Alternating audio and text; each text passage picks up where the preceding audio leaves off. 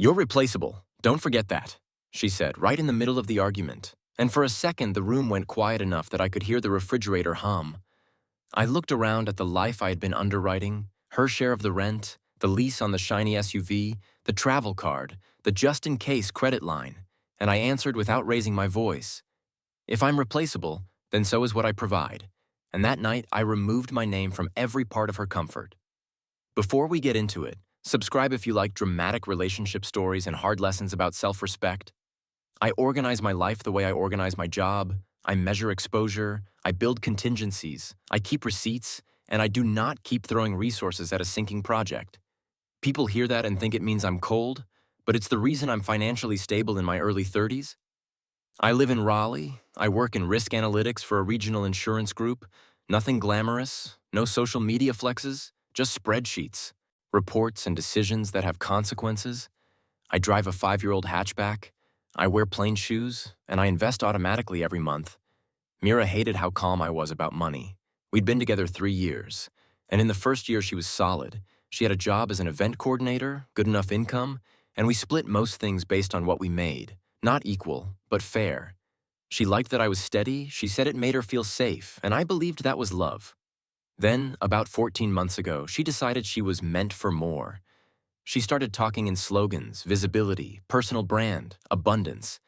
She said she wanted to become a lifestyle creator, to build an audience, to monetize her energy.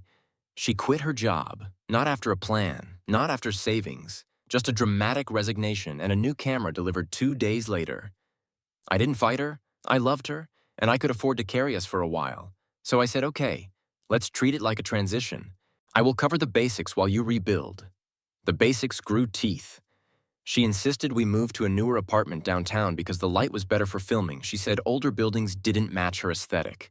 Our rent jumped. Then she pushed for a new car because her old one looked broke on video, and she needed the kind of interior that made people think she was already successful. The lease went into my name because her credit wasn't strong enough. Insurance in my name, payments in my name, and she promised it was temporary. Just until brand deals came in, brand deals didn't come in. What came in were packages, cheap PR items, fast fashion boxes, serum bottles, and a steady stream of dinners and weekend getaways that were content. For the last year, I paid for nearly everything. Rent, utilities, groceries, gas, restaurants, and the interest that quietly stacked on the extra card I added to my account for emergencies. Her contribution wasn't zero. It was negative. Because she spent like the future was already paid for. And then there was Nolan. Nolan appeared like a sparkler. Bright, loud, and designed to impress. He was a growth strategist, which mostly meant he talked in circles and called it insight. Mira met him at a local networking mixer, the kind with name tags and lukewarm wine. She came home talking about him like he was a prophecy. He drove a rented convertible with tinted windows, wore watches that looked expensive from a distance, and never stopped saying the word momentum. I was suddenly the wrong kind of man, too cautious, too quiet, too practical. She said it like it was a crime. It started with small cuts. She'd be on her phone at dinner, laughing at jokes I couldn't hear. She'd say Nolan understood her vision. She started taking work trips to Charlotte, then to Charleston, always Friday to Sunday, always with a vague itinerary, and I wasn't invited because I would kill the vibe. The disrespect was slow at first, like a leak behind a wall. Then it became a flood, and I knew what it was even before I had proof. She was lining up her next branch before letting go of the one she was on, and the branch was my stability. The breaking point was a Tuesday. I came home after 10 hours of meetings and a late call with a client. The apartment looked like a storage unit exploded. Tripods, clothes, ring lights, open boxes, and Mira was on the balcony with her back to me, laughing in that breathy tone she used to save for us. She turned when she heard the door, and the smile vanished instantly, like someone clicked a switch. "Oh, you're home," she said, and it sounded like disappointment. "It's 7, I said. "You're not early, you're on time." She rolled her eyes like I was being difficult on purpose. Then she crossed her arms and delivered the request like a command. "Nolan got us invites to a private art fundraiser in Savannah this weekend. VIP access. It's huge for my brand. I need you to book the train tickets and a suite at the Riverfront Hotel, the one with the rooftop bar. It'll be around $4,000, but it's an investment." I set my keys down, and for the first time in months, I felt the exact shape of my exhaustion. I'm not going to Savannah to be your wallet while you flirt with a guy who mocks me, and I'm not paying thousands for the privilege. The air changed. From tense to sharp, her eyes narrowed, and she snapped. You are so controlling. You use money to keep me small. You know you have nothing else to offer. I looked at her, really looked, at the fresh nails I paid for, the extensions, the new phone on my plan, the designer shoes by the door, and I said, I offer a home. I offer stability. I offer time. I offer a life where you don't have to panic about rent. She laughed. Not a laugh with joy, a laugh with contempt. Stability is just another word for boring. You think paying bills means you own me. Let me tell you something, Eli. She stepped closer and pointed at my chest. You're not special. There are millions of guys with jobs. Nolan has ambition. Nolan has presence. You're just a paycheck, and you're replaceable. Don't forget that. She said it like she'd been waiting all year to say it out loud. In the past, I would have argued. I would have tried to explain. I would have begged for respect like it was something you could negotiate into existence. But something inside me went quiet. Not rage, not heartbreak, just a clean internal click. Like a contract ending, the emotional part of my brain stepped aside, and the practical part took over. I didn't shout, I didn't insult her, I just said, okay. And she blinked, confused by the lack of drama. Okay, what? She demanded. Okay, I repeated. If I'm replaceable, then so is what I provide. That's how replacement works. She scoffed, called me dramatic, and grabbed her purse, a purse I'd bought after she cried that she never had anything nice. I'm going to Nolan's to plan. Don't wait up. She slammed the door hard enough that a framed photo tilted on the wall, and she expected me to chase her, to apologize, to prove I wasn't cheap by funding another weekend. I didn't chase, I didn't text, I didn't sleep. I worked, I opened my laptop and made a list. Not a revenge list, a separation list. I called it divestment, because that's what it was. I had invested in someone who treated me like a tool, and I was pulling out.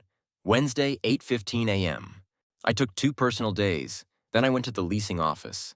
The manager recognized me because I was the person who always handled payments. I told her I needed to end the lease immediately. She warned me about the penalty, nearly $7,000, and I nodded.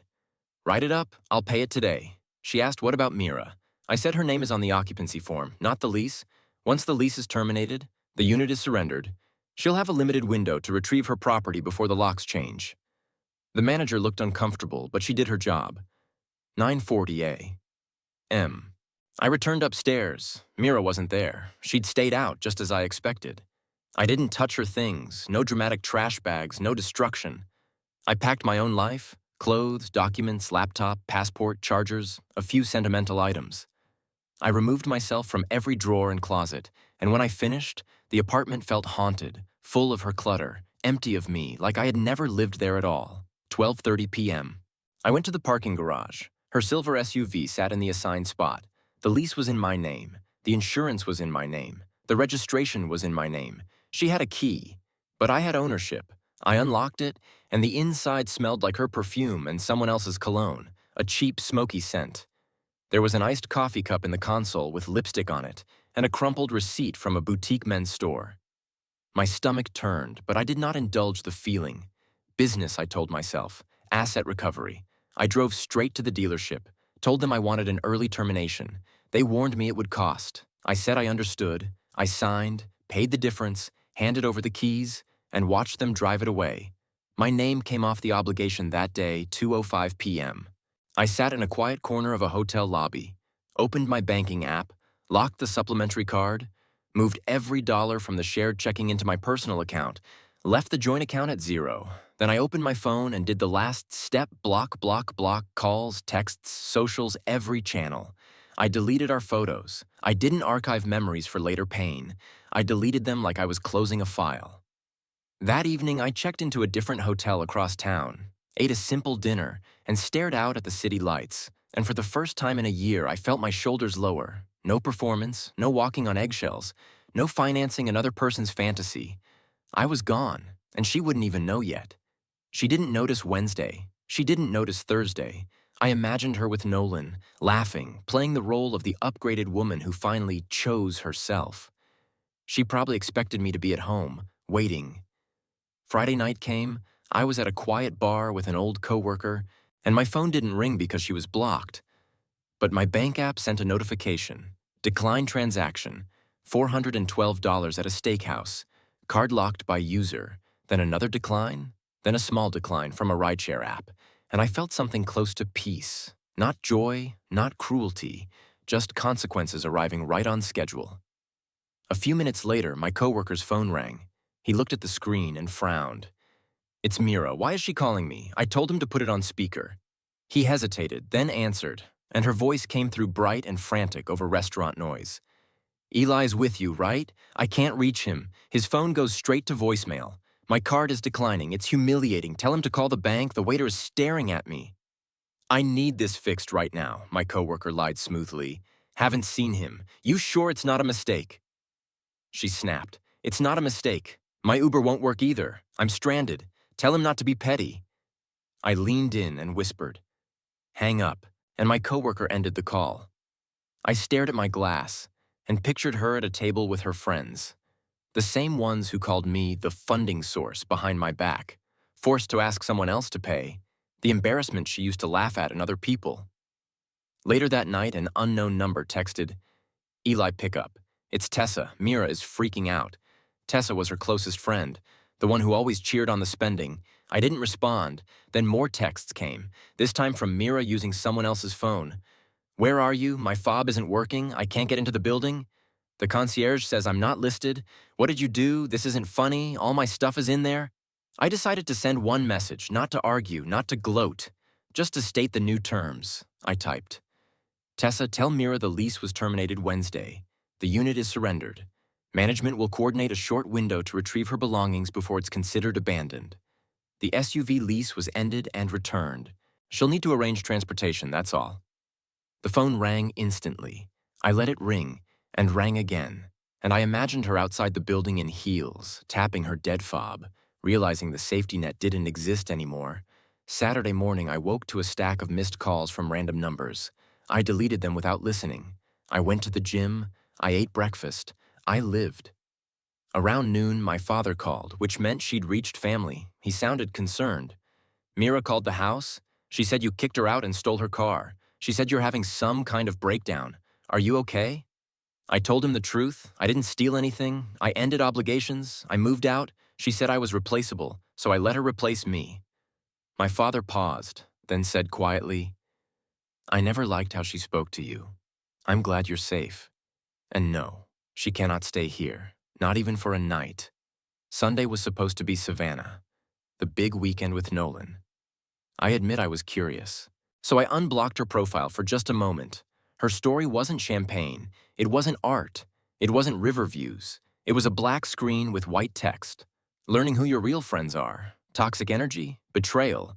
Taking a break to heal. No trip. No glamour. Just damage control. Later I learned what happened because people talk. When Mira realized she had no apartment access, no car, and no working cards, she went to Nolan's place. A friend paid for the ride. She arrived with suitcases and a plan, expecting the upgrade to catch her.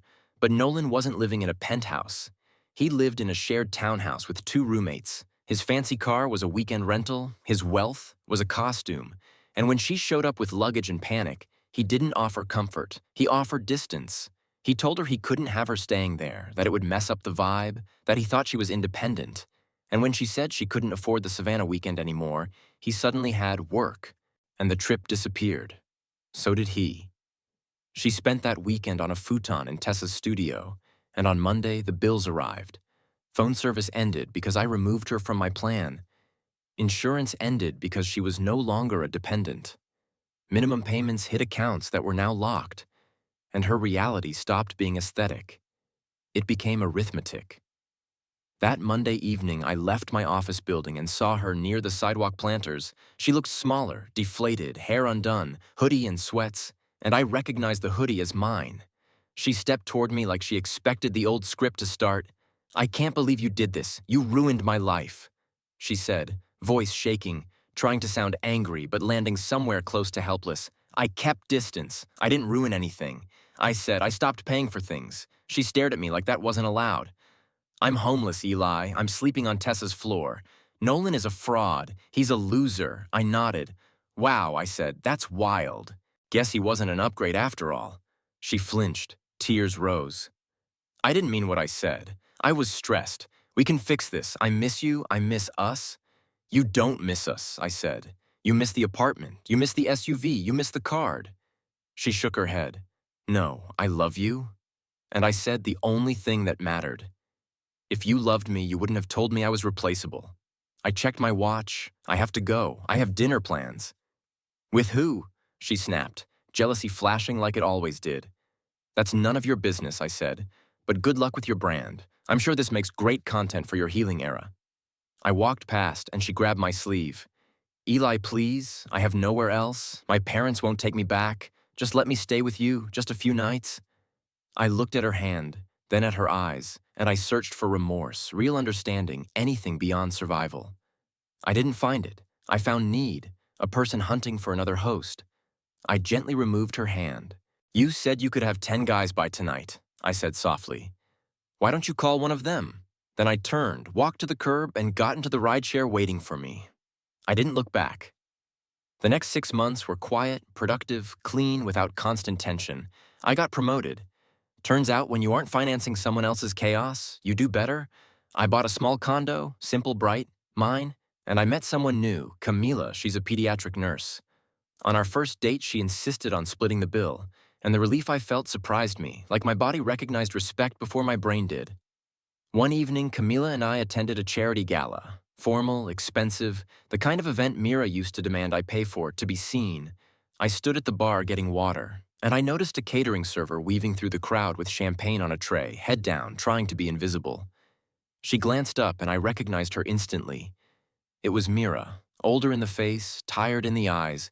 Her dream dissolved now that it had no sponsor. She froze when she saw me, then she saw Camilla link her arm through mine. Laughing, easy, safe, Mira's gaze dropped to Camilla's wrist where a simple bracelet caught the light. Not a luxury logo, just something thoughtful. Mira looked down fast, face burning, and slipped away toward the kitchen doors. I watched her go, and I expected to feel victory. But I didn't. I felt nothing, not hatred, not joy, just closure. Camilla followed my eyes. Who was that? She asked, and I answered honestly.